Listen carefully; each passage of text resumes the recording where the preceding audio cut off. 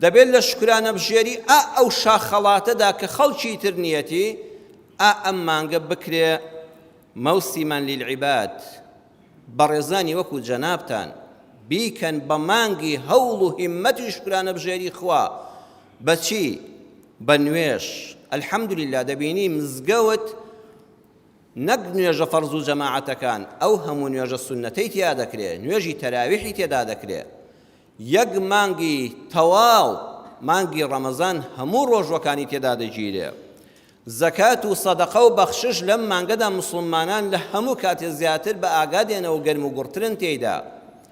برایەتی و خۆشەویستی نێوان ئیمانداران پاکبوونەوەی دڵەکان جیاواز نەبوونی ڕەنگەکان و دەنگەکان هەمووی ماڵی خوا بەیەکەوە کۆمان دەکاتەوە شارەزابوون لە دین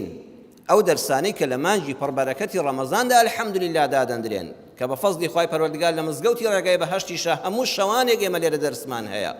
هەر جارێ بە پێی کاتە کە تەفسیری ئایەتێک شیکردنەوەی فەرمودەیەکی پێغەمبەر دەکەین صلی الله علیه وسلم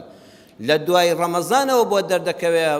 مەڵۆیەکی گەورە لە زانستە شەرعیەکان لە مانگی ڕەمەزاندا کۆ کردەوە و فرسەتێک بوو بەدەستی بێنە